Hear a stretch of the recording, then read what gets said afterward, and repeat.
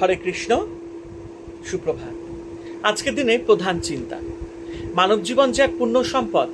আজকের দিনে প্রধান উপদেশ, আমাদের প্রথম কর্তব্য নিজেদের আধ্যাত্মিক জীবন রক্ষণ, পরে ভাবিতে হইবে আমাদের উপর বাহিরের জগতের কি দাবি। আমরা যে অমৃতের অধিকারী তাহা প্রমাণ করিতে হইবে। নিজেদের জীবন দিয়া দেখাইতে হইবে যে আমরা ভগবানের সন্তান, আমরা তাহার কাজে এই জগতে আসিয়াছি এবং তাহারই জন্য আমরা বাঁচিয়া আছি।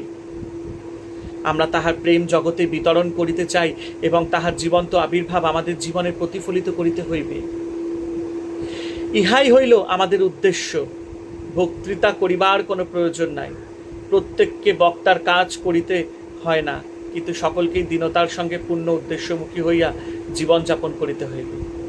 আজকের দিনে প্রার্থনা, সেই অসীম সত্তা যিনি আমাদের সকল চিন্তা ও কর্ম পরিচালনা করিতেছেন, তিনি যেন আমাকে যোগ্য জীবনযাপনের কাজে সহায়তা করেন, যেন আমার জীবন শুদ্ধ এবং এক নতুন মহিমায় মণ্ডিত হয়। আমি যেন সকল ক্ষুদ্রতা হইতে মুক্ত হই। ভগবান যে অনন্ত, আমি যেন এই চেতনায় উদ্যুক্ত হইয়া জীবনযাপন করিতে পারি। আমার সকল প্রেরণা ও নিরাপদ ভাবের অনুভূতির জন্য যেন আমি তাহার দিকে তাকাই। হরে কৃষ্ণ। জয় ঠাকুর শ্রী রামকৃষ্ণ পরমহংসদেবের জয়।